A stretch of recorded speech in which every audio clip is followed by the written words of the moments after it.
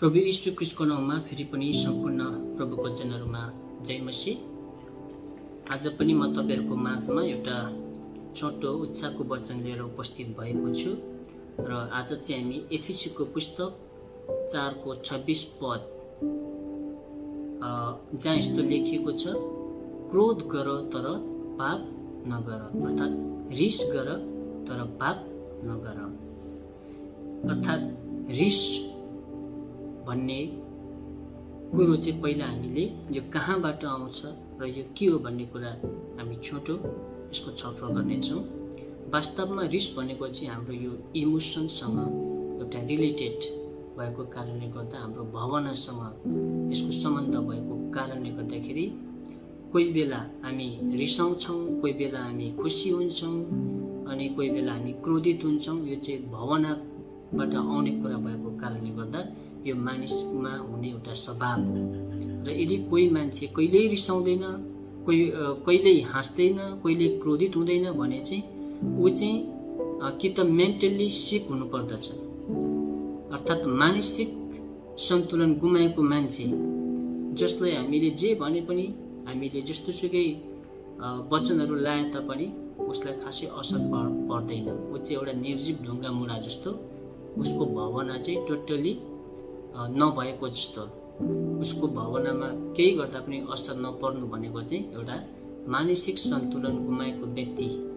उसलाई चाहिँ कोही कोही व्यक्तिहरू, मैले त्यस्तो व्यक्तिहरू भेटाएको छु, मानसिक रूपमा एउटा मेन्टली डिस्टर्ब भएको मान्छेहरूलाई तपाईँ र हामीले ठिट्याउँदा, गिजाउँदा, जिस्काउँदा, जे गर्दा पनि कोही बेला उनीहरूलाई फरक पर्दैन। तर यदि नर्मल व्यक्ति, साधारण व्यक्ति हो भने त्यस्तो व्यक्तिहरूलाई चाहिँ हामीले अलिकति नराम्रो शब्दहरू प्रयोग गरेर बोल्यौँ भने रिस उठ्नु स्वाभाविक हो। अब साधारण मान्छेहरूलाई कसरी रिस उठ्छ भन्दाखेरि, यदि हामीले उनीहरूलाई असर पुर्यायौँ, जस्तै हाम्रो बोली वचनले, राम्रो शब्दहरू हामीले प्रयोग गरेनौँ वा हामीले व्यवहार, हाम्रो आचरण हामीले राम्रो तरिकाले प्रस्तुत गरेनौँ भने मान्छेलाई रिस उठ्दछ। नत्र भने यदि हामीले राम्रो बोली वचन गरेका छौँ, राम्रो आचरण गरेका छौँ भने मान्छेलाई खासै रिस उठ्दैन। अनि अर्को एउटा छ, यो अर्को एक प्रकारको रिस भनौँ, यो एउटा डाहा टाइपको रिस। यो चाहिँ कस्तो भन्दाखेरि कसैको प्रगति, कसैको उन्नति भएको हामीले देख्यौँ भने हामीलाई भित्रभित्र एउटा जलन, भित्रभित्र रिस उठ्ने यो कुराहरू हुँदछ। त्यो भएको कारणले गर्दाखेरि अब हामीलाई बाइबलले भन्छ रिस गर तर पाप नगर। अनि हामीले यो रिस हामी मानिस जातिमा हामी एउटा भावना भएको कारणले गर्दा रिस हुनु आवश्यक छ। यदि रिस भएन भने त हामी ढुङ्गा मुढा जस्तो हुन्छौँ, अर्थात् त्यो भावना भएन भने हामी ढुङ्गा मुढा जस्तो निर्जीव भइ पठाउँछौँ। त्यो भएको कारणले गर्दा इमोसन त हामीमा हुनु जरुरी छ, तर त्यो इमोसनबाट एउटा रिस पनि आउँछ। त्यो रिस चाहिँ अब हामीले प्रयोग गर्न जान्नु पर्यो। अनि अब हाम्रो यो प्रयोग कसरी गर्ने त? हाम्रो रोल मोडल को भन्दा हामी सबैलाई थाहा छ, संसारमा यीशु प्रभु आउनुभयो, उहाँ मानिस भएर जिउनु भएको छ। अनि उहाँ चाहिँ हामी सबै उहाँलाई पछ्याउने, उहाँको अनुयायीहरू, विश्वसिजनहरूको निमित्त उहाँ रोल मोडल हुनुहुन्छ। अब जब हामी हाम्रो रोल मोडललाई हेर्दछौँ, उहाँले पनि जीवनमा 2-4 ठाउँ रिस गरेको कुरा हामी पाउँदछौँ। अब उहाँले गर्ने रिस र हामीले गर्ने रिसमा के फरक छ त? हामी त्यो हेर्नेछौँ। सबैभन्दा पहिला यूहन्नाको पुस्तक 2:13-16 पदसम्म हामीले पढ्यौँ भने उहाँ त्यो निस्तारको चाड नजिकिँदै गर्दाखेरि उहाँ यरुसलेम जानुहुन्छ। जब यरुसलेममा जानुहुन्छ, उहाँ यरुसलेममा पुगेपछि मन्दिरमा जाँदा त मान्छेहरूले त परमेश्वरको मन्दिर त गोरु, भेडा, ढोकुरहरू, पैसा साट्नेहरू बसेर पुरा व्यवसाय, मन्दिरमा चाहिँ पुरा आफ्नो एउटा बिजनेस, जुन मन्दिरमा चाहिँ विशेष गरी प्रभुको प्रार्थना, आराधना हुनुपर्ने ठाउँमा चाहिँ पुरा त्यहाँ चाहिँ के भइरहेको छ भन्दा पुरा बिजनेस भइरहेको छ, बजार लागिरहेको छ। अनि मान्छेहरूले त्यो मन्दिरलाई चाहिँ एउटा गरिखाने भाँडो, एउटा स्थल, ठाउँ जहाँ चाहिँ ठुल्ठुलो बिजनेस गर्नको निमित्त मान्छे भेला भएको देख्दा चाहिँ प्रभु येशू त्यहाँ रिसाउनु भएको छ। अनि उहाँ चाहिँ एउटा डोरीको कोर्रा बनाएर सबैलाई त्यो डोरीले लखेट्दै त्यो बेच्ने पैसा साट्नेहरू टेबलहरू फ्याँकिदिएर उहाँले आफ्नो त्यहाँ रिस प्रकट गर्नुभएको छ। यहाँनिर यसरी प्रभु यीशु रिसाएको हामी पाउँदछौँ। अनि फेरि अर्को ठाउँ कहाँनिर प्रभु यीशु रिसाउनु भएको छ भन्दाखेरि शास्त्री र फारसीहरूसँग पनि प्रभु यीशु रिसाउनुहुन्थ्यो। शास्त्री र फारसीहरू भनेको चाहिँ अहिलेको जमानाको पास्टर अगुवाहरू भने जस्ता हुन्, जसले चाहिँ प्रभुको वचनको शिक्षा दिन्थे। अनि त्यो व्यक्तिहरू चाहिँ त्यो कस्ता थिए भन्दाखेरि अरूलाई चाहिँ शिक्षा दिने, तर आफू चाहिँ त्यो शिक्षा अनुसार नहिँड्ने, नजिउने। अनि त्यस्तो व्यक्तिहरूलाई पनि धिक्कार तिमीहरू भनेर उहाँ हप्काउनुहुन्थ्यो। तिमीहरू पाखण्डीहरू भन्नुहुन्थ्यो उहाँहरूलाई। तर अर्को पाटा यदि हामीले यीशु प्रभुको जीवनमा हेऱ्यौँ भने यीशु प्रभुलाई कति थुकियो, कति मान्छेले गिल्ला गरे, विभिन्न प्रकारको आरोपहरू लगाइयो, उहाँ तिरस्कृत हुनु पर्यो समाजमा, उहाँलाई कोर्रा लगाइयो, कति कुटियो। अनि उहाँलाई त्यति मात्र नभएर चाहिँ क्रुसमा झुन्डाइएको छ, कोर्रा लगाएर। त्यस पछाडि चाहिँ उहाँलाई भाला रोपियो र उहाँलाई मारियो। यो सबै कुराहरू भएको घटना हामी हेर्दा पनि यीशु प्रभु रिसाउनु भएको छैन। आफैलाई कोर्रा लगाएर चाहिँ चारवटा हात खुट्टामा काँटी ठोकेर क्रुसमा झुन्डाउने व्यक्तिहरूसँग पनि यीशु प्रभु रिसाउनु भएन। अनि जसलाई चाहिँ भालाले रोपिरहेको छ कोखामा र पनि रिसाउनु हुँदैन। आफूलाई मार्ने व्यक्तिहरूको लागि उहाँले भन्नुहुन्छ, प्रार्थना गर्नुहुन्छ। त्यसको सट्टामा रिसाउनुको सट्टामा चाहिँ प्रार्थना गर्नुहुन्छ र भन्नुहुन्छ, पिता हे पिता, यो मानिसहरूलाई क्षमा गरिदिनुहोस्, किनकि यिनीहरूले के गर्दैछन् सो जान्दैनन्। अब यहाँ हेर्नुहोस् त यीशु प्रभुको रिस कस्तो फरक छ। अब तपाईँ र हामी यीशु प्रभुको ठाउँमा भएको भए हामीलाई कसैले ठोकोस्, कसैले हामीलाई नभएको आरोपहरू लगाओस्, हामीलाई गिल्ला गरोस्, हामीलाई कोर्रा लगाओस्, अनि त्यसरी नै झुन्डाओस् त क्रुसमा, हामी कति रिसाउँछौँ। क्रुसमा झुन्डाउनु त दूरको बात हो। कोही बेला कसैले हाम्रो कुरा काट्यो अरे भनेको सुन्दा पनि हामी कोही बेला सबै काम धन्दा छोडेर झगडा गर्न पुग्छौँ।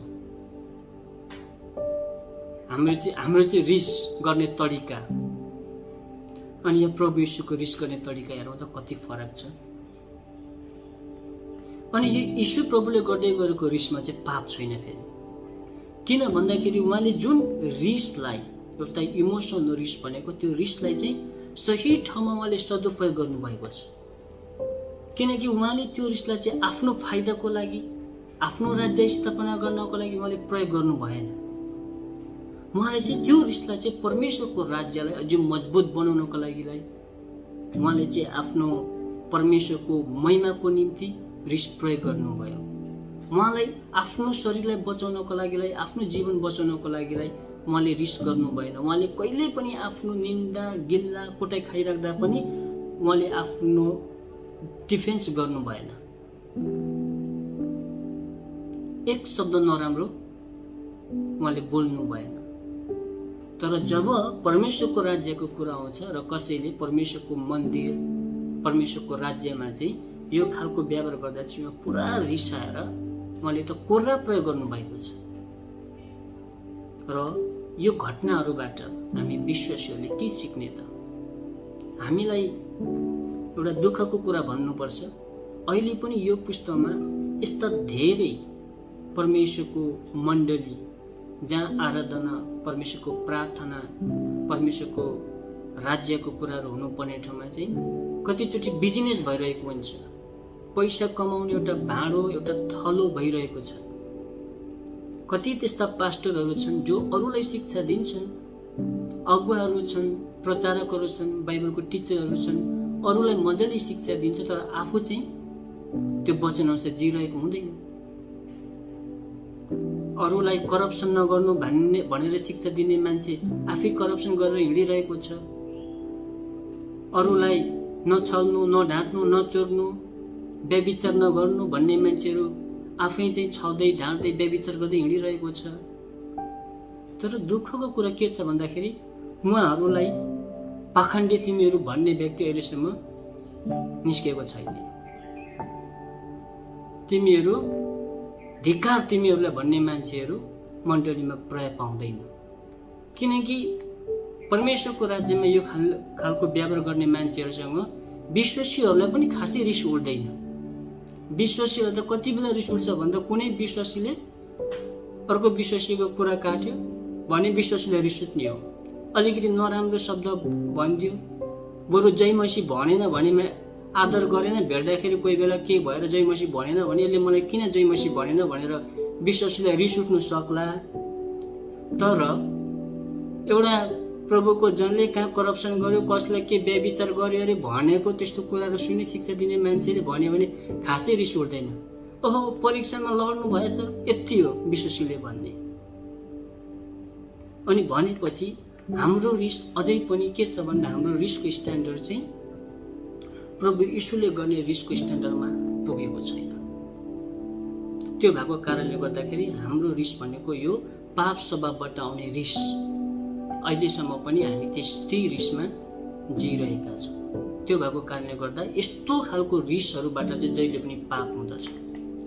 तर यदि तपाईँको चाहिँ कसैले कुरा काट्दा, तपाईँलाई चाहिँ थुक्दा, तपाईँको गिल्ला गर्दा, तपाईँको विरुद्धमा मान्छे आएर विभिन्न आरोप लाउँदा पनि यदि तपाईँले त्यो रिसलाई कन्ट्रोल गरेर बरु क्षमा गरिदिनुहोस् परमेश्वर यो व्यक्तिहरूको निम्ति तपाईँले भनेर चाहिँ प्रार्थना गरिदिनु भयो। तर जब तपाईँ चाहिँ यो जुन मन्दिरमा चाहिँ व्यापार गर्नेहरू जस्तो शिक्षा दिने अनि त्यही शिक्षामा चाहिँ नजुने यस्तो व्यक्तिहरूसँग चाहिँ जब तपाईँले आफ्नो रिसलाई प्रयोग गर्नुहुन्छ नि तपाईँको रिस चाहिँ प्रभु यीशुको रिससँग मेल खान्छ। त्यो भएको कारणले गर्दाखेरि तपाईँ र म विश्वासीहरूलाई पनि परमेश्वरको वचनले रिस गर्ने छुट दिएको छ। तपाईँ र मैले रिस गर्नुपर्छ, तर त्यो रिस चाहिँ तपाईँ र मेरो व्यक्तिगत फाइदाको लागि नभएर हाम्रो रिस चाहिँ परमेश्वरको राज्यको लागि, परमेश्वरको राज्यको सुधारको लागि हामीले प्रयोग गर्न सक्नुपर्छ। तर कसले गर्छ? कसले गर्न सक्छ? जसले आफ्नो व्यक्तिगत भलाइको लागि नभएर परमेश्वरको भलाइको लागि सोच्छ। अनि त्यस्तो व्यक्तिहरूले चाहिँ आफूलाई घाटा हुँदा पनि, आफ्नो शरीरमा कसैले पीडा दिँदा, मानसिक हिसाबले पीडा दिँदा, नराम्रो भन्दा पनि मान्छेले त्यस्तो मानिसहरूको विरुद्धमा रिस गर्दैन। तर यदि मण्डलीमा जो मान्छेहरू चाहिँ परमेश्वरको नाउँमा कमाउने एउटा थलो बनाएर बिजनेस गरिरहेको छ, जो मान्छे चाहिँ शिक्षा मात्र दिन्छ, भित्रबाट खालि आफ्नै मात्रै भलाइ, परमेश्वरको राज्यको बारेमा सोच्दैन, अनि अरूलाई चाहिँ दिन छर्नुपर्छ भनेर सिकाउने, अनि आफू चाहिँ खालि बटुल्ने, त्यस्तो खालको पाखण्डी व्यक्तिहरूको विरुद्धमा यदि तपाईँ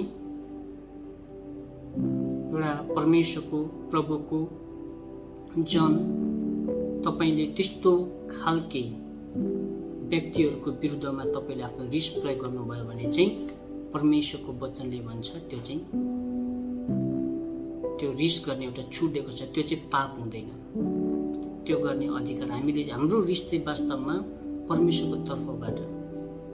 अब तपाईँ र मलाई चाहिँ परमेश्वरको राज्यमा पुरा तपाईँको चाहिँ भ्रष्ट मान्छेहरू भेला भइरहेको छ, व्यभिचार भइरहेको छ, अनि तपाईँको चाहिँ करप्सन भइरहेको छ, मन परि चलिराख्दा पनि तपाईँ र मलाई कहिले पनि रिस उठ्दैन भने त्यो कस्तो खालको एउटा स्वभाव, त्यो कस्तो खालको एउटा भावना। तर तपाईँलाई चाहिँ कसैले अलिकति छिरिकी तपाईँको कुरा काट्दा चाहिँ तपाईँलाई अलिकति अनआदर भएको जस्तो लाग्दाखेरि चाहिँ तपाईँ यति साह्रो रिसाउनुहुन्छ। तर मण्डलीमा चाहिँ विभिन्न प्रकारको भ्रष्ट दुष्ट कुराहरू भइरहेको हुँदा चाहिँ तपाईँ रिस उठ्दैन भने तपाईँ र हामी विश्वासी भएको के अर्थ भयो? त्यसैले आज परमेश्वरको वचनले के भन्छ भन्दाखेरि be angry and do not sin. यदि हामी परमेश्वरको राज्यमा, यदि तपाईँ र मैले हाम्रो रिसलाई सही तरिकाले सदुपयोग गर्न जान्यौँ भने परमेश्वरको राज्यमा सुधार आउँछ, परमेश्वरको मण्डलीमा सुधार आउँछ। तर हामीले हाम्रो रिसलाई चाहिँ खालि आफ्नो निम्ति, आफ्नो राज्यको लागि, आफ्नो परिवारको लागि, आफ्नो भविष्यको लागि, आफ्नो चाहिँ इज्जतको लागि, आफ्नो नामको लागि आफ्नो रिस प्रयोग गर्ने होइन। तर हामी चाहिँ जहिले पनि यो रिसलाई चाहिँ पवित्रकरण गरेर एउटा परमेश्वरको तर्फबाट हामीले प्रयोग गऱ्यौँ भने त्यो रिस चाहिँ एउटा प्रभु यीशुको जस्तो रिस हुन्छ।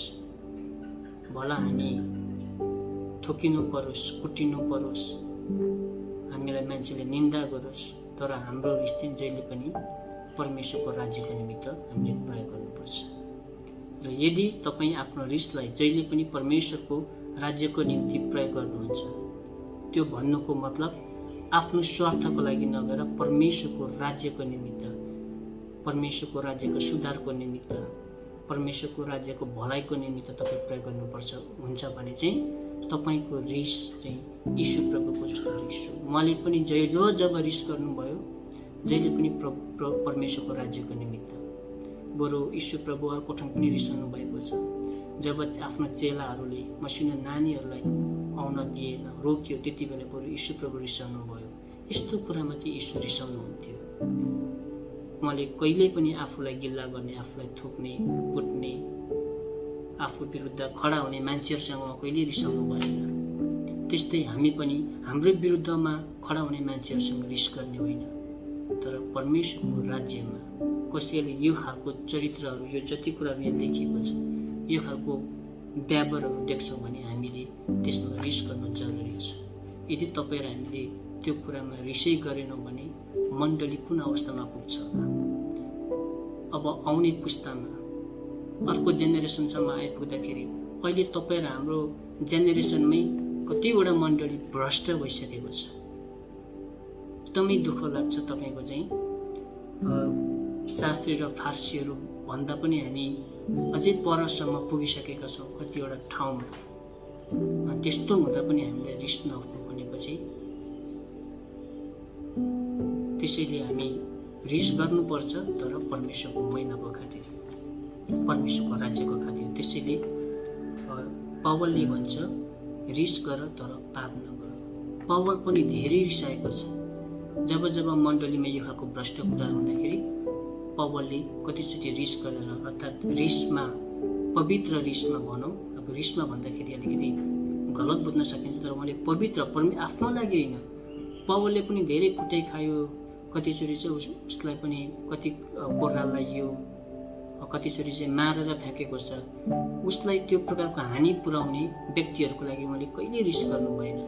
तर जब जब मण्डलीमा यो खालको व्यभिचारको कुराहरू आउँदथ्यो, जब जब चाहिँ झुटा शिक्षाहरू चाहिँ मण्डलीमा प्रवेश गर्दथ्यो, त्यति बेला चाहिँ पौलले आफ्नो रिस प्रयोग गरेको छ। त्यसैले हामीले पनि हाम्रो रिस प्रयोग गर्नुपर्छ, तर मण्डलीको सुधारको लागि, परमेश्वरको राज्यको खातिर, खालि आफ्नो भलाइको लागि होइन। खालि अलिकति आफूलाई अलिकति फाइदा नहुने खालको कुरा भयो भने चाहिँ हामी रिसाउँछौँ। चाहे परमेश्वरको राज्यमा जतिसुकै तपाईँको घाटा परोस्, त्यो मतलब भएन। तपाईँलाई थाहा छ, एउटा पास्टरले व्यभिचार गर्दाखेरि कत्रो ठुलो समुदायमा त्यसको असर पर्छ। एउटा पास्टरले करप्सन गर्दाखेरि त्यो समाज, त्यो समुदायमा कत्रो ठुलो असर पर्छ, हामीले कहिले ख्याल गरेका छौँ। अनि त्यस्तो कुरामा चाहिँ हामीलाई रिस उठ्दैन। तर हामीलाई चाहिँ मान्छेले कोही बेला नजानेर अलिकति नमिठो वचन बोल्यो, जसले चाहिँ हामीलाई छुयो भने, अनि हामी रिसाउँछौँ भने हाम्रो रिस चाहिँ पाप स्वभावबाट, अहिले पनि यो शरीरको पाप स्वभावबाट नै हामी जिइरहेका छौँ। तर अब हामी चाहिँ यो खालको रिस नभएर परमेश्वरको यीशु प्रभुको जस्तो रिस गर्नु जरुरी छ। त्यसैले मैले फेरि पनि दोहोऱ्याएँ, एफिसीको पुस्तक 4:26 पौलले भन्छ क्रोध गर, रिस गर, तर पाप चाहिँ नगर। त्यो भन्नुको मतलब हाम्रो रिस चाहिँ कसरी प्रयोग गर्ने त भन्दाखेरि हामीले यीशु प्रभुको जीवन जब हामी हेर्छौँ यहाँनिर हामीले डल्लै नक्साले यीशु प्रभुले जसरी रिस गर्यो र हामी पनि उहाँको अनुयायी भएको कारणले गर्दा उहाँले जस्तो बोल्नुभयो हामीले त्यस्तै बोल्ने, उहाँले जसरी रिस प्रयोग गर्नुभयो हामीले त्यसरी रिस प्रयोग गर्ने हो, उहाँले जसरी प्रार्थना गर्नुभयो हामीले पनि त्यसरी नै प्रार्थना गर्ने हो, किनकि हामी उहाँलाई पछ्याउने उहाँको अनुयायीहरू हो। त्यसैले हामी यीशु प्रभुको जस्तो रिस गरौँ, न त कि खालि आफ्नो राज्य बढाउनको लागि होइन, परमेश्वरको राज्य बढाउनको लागि रिस गरौँ। परमेश्वरले तपाईँहरू सबैजनालाई आशीर्वाद गर्नुभएको होस्। आजको यो छोटो उच्चाको वचन अत्यन्तै आवश्यक अहिलेको दिनहरूमा, जसको कारणले गर्दाखेरि चाहिँ मण्डलीमा सुधार हुन सक्छ, मण्डली पवित्रता धार्मिकतामा अघि बढ्न सक्छ। हामीले धेरै मान्छे थुपारेर मण्डली चाहिँ अपवित्र हुनुभन्दा हाम्रो तपाईँले गरेको रिसले मण्डलीमा सुधार आउँछ भने आफ्नो फाइदाको लागि नभएर परमेश्वरको राज्यको लागि यीशु प्रभुले पनि परमेश्वरको मन्दिरमा आफ्नो रिस परमेश्वरको महिमाको लागि प्रयोग गर्नुभएको थियो, उहाँले आफ्नो महिमाको लागि गर्नु भएन। त्यसैले यसरी हामीले प्रभु यीशुबाट पनि हाम्रो रिसलाई कसरी प्रयोग गर्ने भन्ने लेसन सिक्न सक्छौँ। प्रभुले तपाईँहरूलाई आशीर्वाद गर्नुभएको होस्। सबैलाई जय मसीह।